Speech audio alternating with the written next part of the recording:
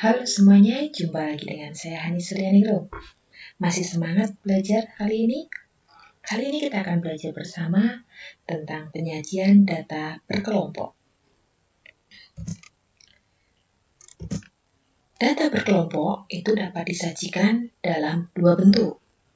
Yang pertama, tabel distribusi frekuensi.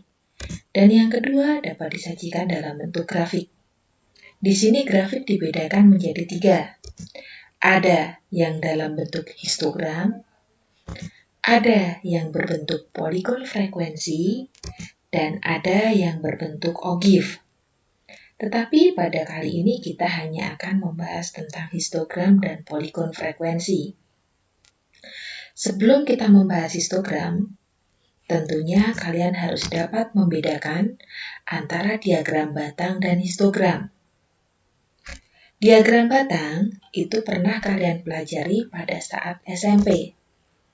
Perhatikan grafik sebelah kiri, itu adalah salah satu contoh diagram batang. Sedangkan yang sebelah kanan, itu adalah contoh dari histogram. Coba perhatikan dua grafik tersebut. Apa sih bedanya? Lihat pada grafik pertama, itu sumbu X menyatakan tahun.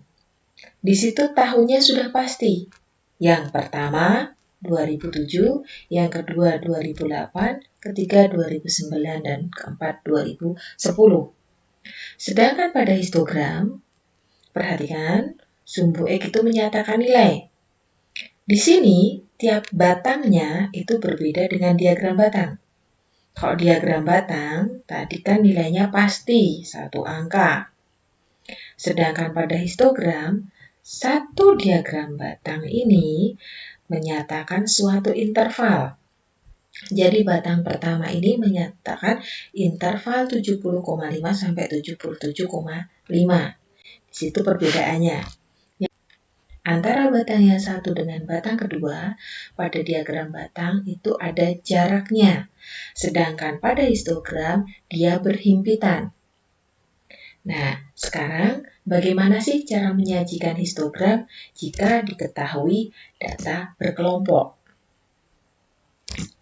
Perhatikan jika diketahui data kelompoknya itu disajikan dalam tabel distribusi frekuensi seperti berikut.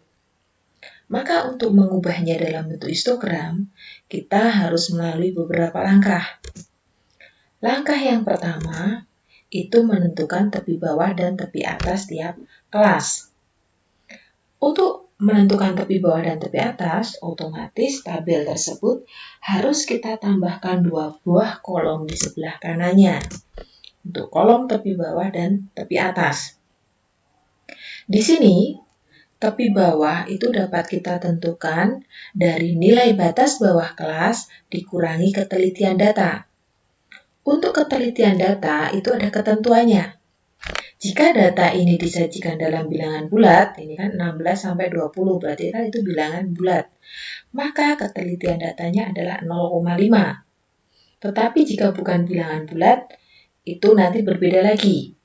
Misalnya kelasnya di sini satu angka di belakang koma. Maka nanti ketelitiannya adalah 0,05.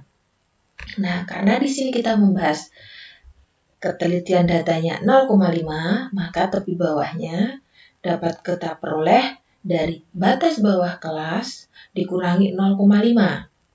Di sini batas bawahnya 16,5. Sehingga jika dikurangi 0,5 menghasilkan 15,5. Pada kelas kedua, batas bawah kelasnya 21. Maka tepi bawahnya 21 dikurangi 0,5 yaitu 20,5. Untuk kelas ketiga dan seterusnya dengan cara yang sama, sehingga kita peroleh 25,5, 30,5, dan 35,5. Bagaimana dengan tepi atasnya? Hampir sama dengan tepi bawah. Tepi atas itu kita peroleh dari batas atas ditambah ketelitian data. Kalau tadi tepi bawah dikurangi ketelitian data, di sini tepi atasnya ditambah dengan ketelitian data.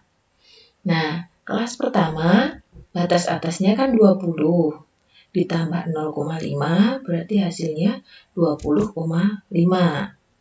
Yang kedua, batas atasnya 25 ditambah 0,5 sehingga tepi atasnya 25,5. Begitu juga untuk kelas ketiga, keempat, dan kelima. Setelah kita cari tepi bawah dan tepi atas, ya ini tadi kita cari, kemudian langkah kedua itu membuat sumbu X dan sumbu Y. Di sini, sumbu X itu menyatakan kelasnya, sedangkan sumbu Y menyatakan frekuensi. Di sini, kelas yang dimaksud dalam histogram itu adalah rentang antara tepi bawah dan tepi atas. Kita sudah tahu tadi tepi bawahnya untuk kelas pertama 15,5 dan 20,5 adalah tepi atasnya. Maka rentangnya tidak lagi 16 sampai 20, tetapi 15,5 sampai 20,5. Nah, ini nanti kelas pertama.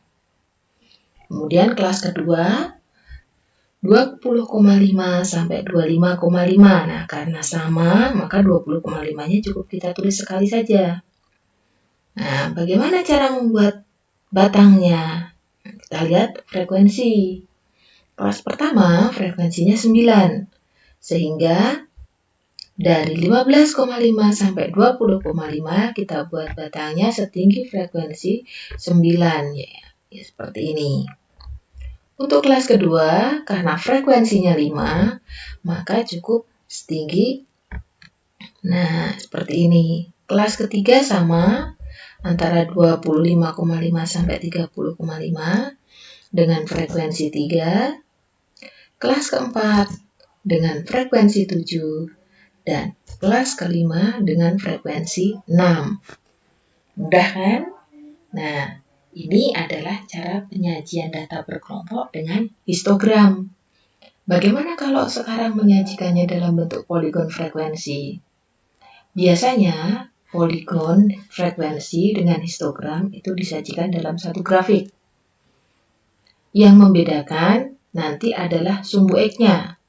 Kalau sumbu X pada histogram itu menyatakan interval, kalau pada poligon frekuensi nanti dinyatakan dengan titik tengah kelasnya. Nah, sekarang kita coba buat poligon frekuensi yang sendiri ya grafiknya. Nah, masih dengan data yang sama. Perhatikan, seperti tadi Ibu bilang, kalau poligon frekuensi kita pakai titik tengah. Kita siapkan sumbu X dan sumbu Y-nya dulu. Nah, masih ingat kan cara mencari titik tengah? Itu dari batas bawah ditambah batas atas dibagi 2. 16 tambah 20 sama dengan 36 dibagi 2 hasilnya 18. Maka titik tengah kelas pertama 18. Kita tulis pada sumbu X.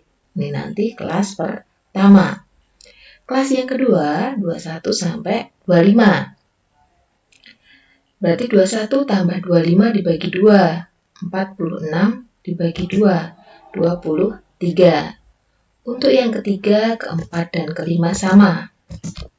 Nah, 18, 23, 28, 33, sampai 38. Nah, kalau tadi histogram itu berupa batang, kalau poligon frekuensi itu berupa titik-titik. Untuk kelas pertama 18.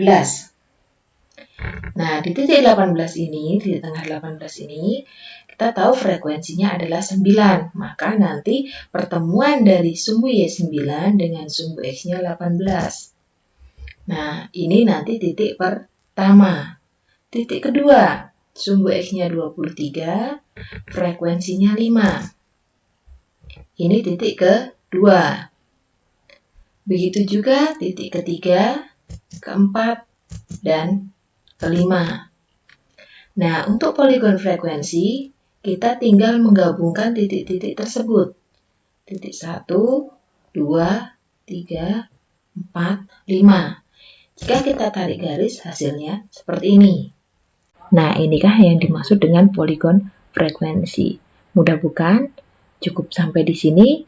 Kita ketemu lagi pada pertemuan berikutnya dan kita akan membahas permasalahan yang lain. Terima kasih.